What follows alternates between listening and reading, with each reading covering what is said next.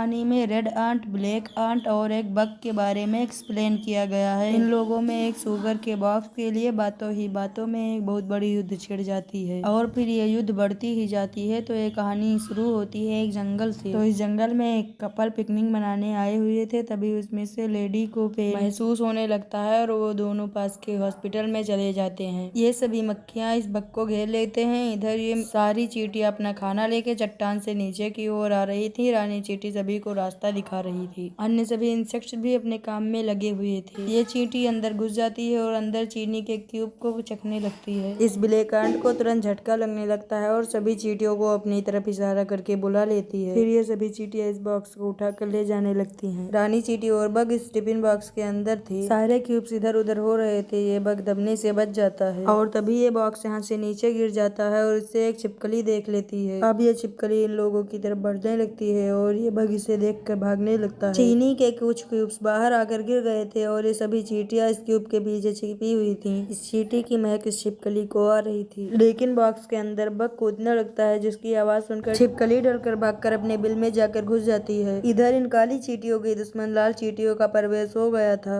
इन लाल चींटियों ने काली चींटियों को शुगर का बॉक्स ले जाते हुए देख लिया था। ये चींटियां थोड़ा और आगे जाती हैं, फिर इन्हें एक काली चींटी सिग्नल दे रही थी। सिग्नल इधर से भी और इधर से भी दोनों चींटियां दे रही थी। दोनों चट्टानों से सिग्नल आ रहा था। सभी चींटियां अपने इस बड़े घर में खाना इकट्ठा कर रही थी ताकि बरसात के मौसम में इन्हें खाना ढूंढना न पड़े। तभी ये चींटियां अपना शुगर का बॉक्स लेके आ गई है और लाल चींटियां यहाँ पर इन काली चींटियों का रास्ता रोक लेती हैं। तभी रानी चींटी इन्हें एक शुगर का क्यूब दे देती है और इन्हें लेने के लिए बोलती है। लाल चींटी इसे देखकर और भी ज्यादा गुस्सा हो जाती है और अब वो एक चट्टान पर इन लोगों को मारने की प्लानिंग बनाने लगती है। तभी ये ब्लैक आंट और ये बग पीछे मुड़कर देखते हैं तो लाल चींटियां इन्हें घूर कर देख रही। लाल चींटियां इन काली चींटियों का पीछा करने लगती हैं। तभी ये बॉक्स चट्टान से नीचे गिर जाता है और सभी चींटियां उस पर उछलने लगती हैं। लाल चींटियां भी काली चींटियों से कम नहीं थी। ये बियर के केन में घुस जाती हैं और इसे चट्टान से नीचे गिरा देती हैं। ये पहाड़ में निकले कई चट्टानों से टकरा कर जाकर झरने में गिर जाता है। अब ये दोनों चींटियां का बॉक्स नदी में पहुंच गया। काली चींटियों का बॉक्स पानी के ऊपर तैरता हुआ जा रहा था और लाल चींटियों का केन भी पीछे पीछे जा रहा था। काली चींटियों की रानी बग और सभी चींटियां टिफिन बॉक्स पर बैठी हुई थी। काली चींटियों की सवारी आगे और लाल चींटियों का केन पीछे पीछे बहता हुआ जा रहा था। लाल चींटियों की रानी चींटी काली चींटियों को देख रही थी और सभी लाल चींटियों को चलने के लिए इशारा बता रही थी। तभी काली चींटियां टिफिन के अंदर घुस जाती हैं और अब यहाँ पर चट्टान से सभी बॉक्स टकराने लगते हैं। लाल चींटियां भी केन में अंदर चली गई थी। अब ये सभी नीचे झरने से गिरने वाले थे। ये सभी दूसरे झरने से गिरती हैं। इनके पीछे एक मछली पड़ गई। काली चींटियों का बॉक्स, लाल चींटियों का कैन और मछली तीनों झरने से जंप लगा चुकी। मछली का मुंह नीचे मिट्टी में घुस जाता है और कैन में पानी बढ़ने की वजह से भी वह नीचे बैठ गया। अब यहाँ पर कई सारी और मक्खियाँ आ गई थी। ये बग उनसे छिप रहा था। सभी चींटियाँ इस बॉक्स को खाली कर देती हैं और सभी क्यूब्स को इकट्ठा कर लेती हैं। ये सभी चींटियाँ शुगर को उठा कर जा रही थी और ये रास्ते में एक दूसरे के सामने लाइन से चल रही थी। बग भी पीछे पीछे जा रहा था। लाल चींटियों की रानी स्मेल कर बताती है कि वे सभी चींटियाँ इधर से गई थी, तुम सभी लोग मेरे पीछे से आओ। ये सभी काली चींटियाँ आगे आगे चल रही थी और बग इनसे थोड़ा दूरी पर हो गया था। तभी ये सड़क पर पहुंचती है और तभी इनके सामने अचानक से एक कार आ जाती है। ये सभी चींटियाँ कार के दोनों टायरों के बीच में अपना अपना क्यूब लेकर बैठ जाती हैं और तभी लाल चींटियाँ भी यहाँ पर आ जाती हैं। तभी इनके सामने वही कार आ जाती है और ये सभी चींटियाँ भागने लगती हैं। अब ये सभी चींटियाँ अपने इलाके में पहुंच गई थी। यहाँ और कई सारी काली चींटियाँ थी। यहाँ काली चींटियों का बहुत बड़ा घर था। सभी चींटियाँ इसमें खाना ले जा रही थी ताकि बरसात के मौसम में इन्हें खाना ढूंढना न पड़े। तभी ये लाल चींटियाँ इन काली चींटियों पर फल खाने वाले कील से अटैक कर देती हैं। लाल चींटियाँ गुलेल से, पत्थर, कीलियाँ और कई सारे गोलों से अटैक कर रही। काली चींटियाँ अपने अपने खाने को निकालती हैं और ये जाकर रानी चींटी से लाल चींटियों के बारे में बताती हैं। अब ये सभी चींटियाँ अपने खाने को सुरक्षित रखने के लिए अपने घर में ही बनाए गुप्त घर में रख देती हैं। यहाँ पर जितनी भी चींटियाँ थी सभी कुछ न कुछ काम कर रही थी। कोई इधर से खाना ले जा रहा था तो कोई कुछ कर रहा था। रानी चींटी सभी खाना को टेस्ट करके पीछे से निकाल रही थी।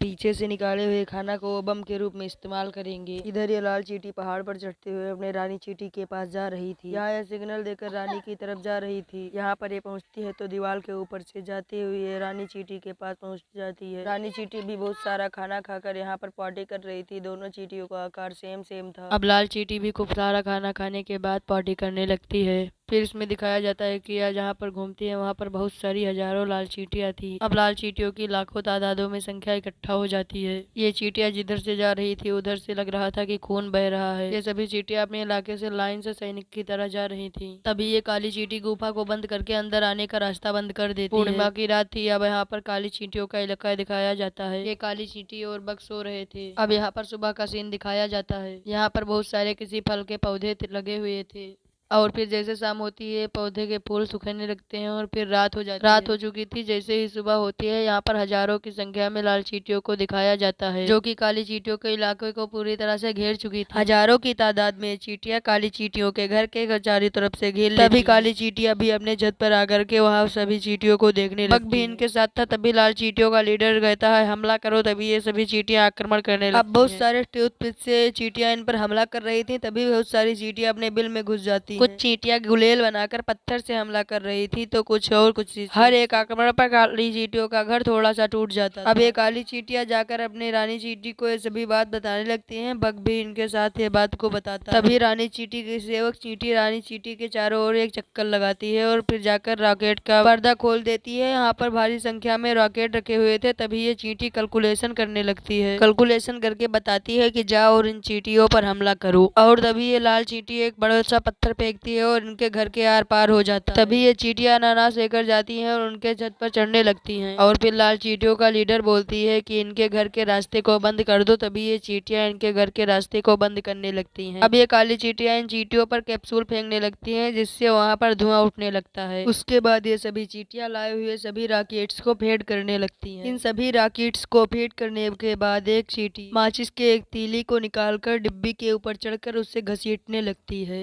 जिसे देखकर सभी लाल चींटियां थोड़ा सा पीछे पिछड़ती। इसके बाद एक चींटी रॉकेट में आग लगा देती है। रॉकेट ऊपर जाकर दग जाती है। रॉकेट के दगने के बाद लाल चींटियां फिर से काली चींटियों पर हमला करने लगती हैं और ये पत्थर को फेंकने लगती हैं जिससे इनका घर फिर से टूटने लगता है और ये चींटियां परेशान होकर इनके ऊपर रॉकेट फेंक देती हैं जिससे रॉकेट ब्लास्ट होते ही बहुत सारी लाल चींटियां मर जाती हैं। तभी इन सभी चींटियों में उथल पथल मच जाती है और उसके बाद यहाँ का सीन कट कर दिया जाता है। अब यहाँ पर दिखाया जाता है कि दो इंसेक्ट माचिस की डिब्बी को लाकर यहाँ पर रख देते हैं और यहाँ इन काली चींटियों का लीडर और बग इन चींटियों को बता रहा था कि माचिस के बिना काम हमारा अधूरा रहेगा और इसके लिए हमें जाकर माचिस लाना होगा। और ये सारी लाल चींटियां यहाँ पर आतंक मचा रही थी। इनके पास भी बहुत सारे रॉकेट आ गए थे लेकिन ये रॉकेट उनके नहीं बल्कि उनके दुश्मन काली चींटियों के थे। अब काली चींटियां मिलकर एक प्लान बनाती है और एक नोट का एक रॉकेट बनाती है और ये सभी इस बग को इस रॉकेट पर बैठाकर रॉकेट को लॉन्च कर देती है। फिर यह रॉकेट इनके घर का एक चक्कर लगाकर जाने लगता है और जाते जाते रास्ते में लाल चींटियों को ऊपर गिरने ही वाला था और उनके ऊपर गिरने के बाद बग यहाँ से उड़कर दूर चला जाता है और फिर वह बग जाकर एक मशरूम पर बैठ जाता है। उसके बाद ये कहता है कि आज तो बाल बाल बचा वरना यह चूटियां मुझे कच्चा चबा जाए। फिर यह माचिस की डिब्बी को ले जाने के लिए एक मकड़ी लेबर ढूंढता है और उसे माचिस उसके साथ ले जाने लगता है। फिर रात हो जाती है। रास्ते में दोनों जा रहे थे। फिर ये दोनों सावधानी पूर्वक माचिस की डिब्बी को उठाकर घर के अंदर चले जाते हैं। तभी इस घर के अंदर इस बग को एक शैडो दिखाई देती है जो कि एक मकड़ी की थी और वह कुछ उठाए थी। वह उसे देखता है तो समझ जाता है कि वह उसका दोस्त लेबर मकड़ी है। अब यहाँ पर ये सभी चींटियां दरवाजा खोलने लगती है और दरवाजा खोलने के बाद मकड़ी और बग दोनों अंदर पर आ जाते हैं। लाल चींटियों ने इनके घर को तोड़ने का काम जारी रखा था। अब यहाँ पर दिखाया जाता है कि इस बग को पीछे से आकर कोई क्रिएचर पकड़ लेता है।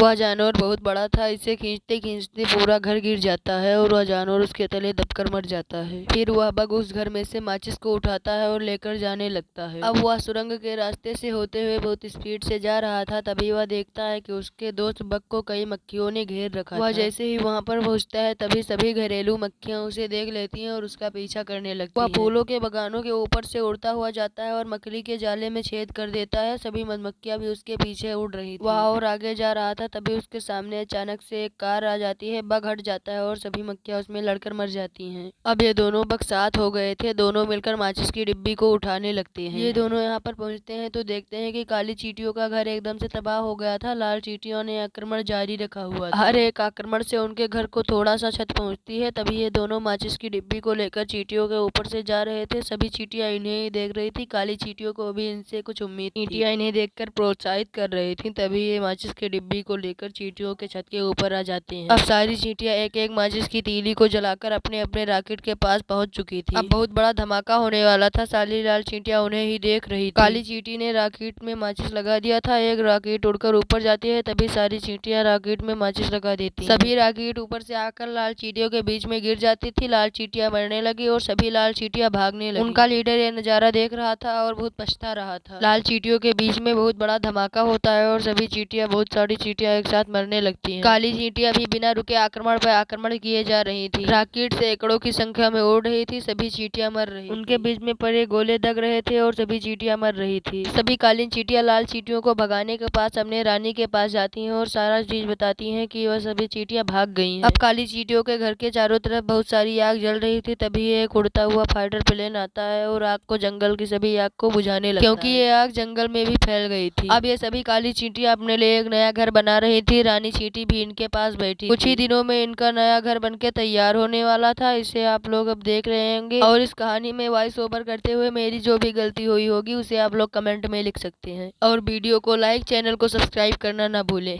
Thank you.